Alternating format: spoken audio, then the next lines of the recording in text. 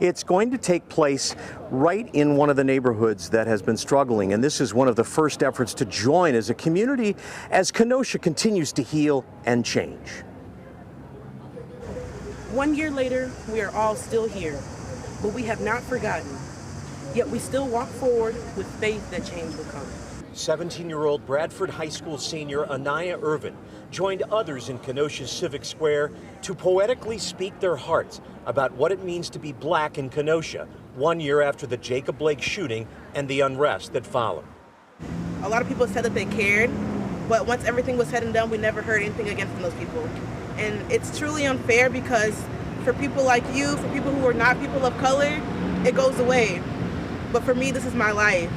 The murals remain on storefronts that might never reopen. There's been physical and emotional rebuilding, and Darren Green says there is hope for racial justice. And it's just like some days you want to wake up and be like, why do I got to keep fighting this battle? It shouldn't be this. It should never be this. It should realistically, everybody should be equal and the same. But it's just not that way. Deep down, I have optimism, but right now I'm just tired.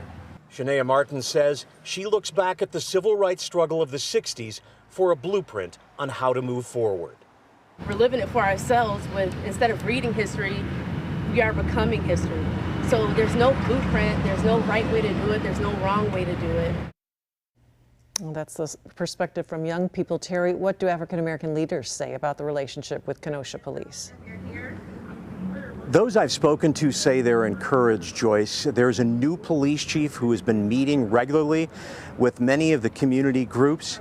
And I talked to a detective last week who told me they thought they were doing the right things before the Jacob Blake shooting, but he said there's always room to improve. Joyce? Working on moving forward. Thank you, Terry Sater. This has to stop.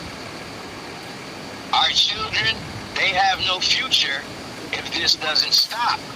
They lose hope. If our kids lose hope, what are we going to do?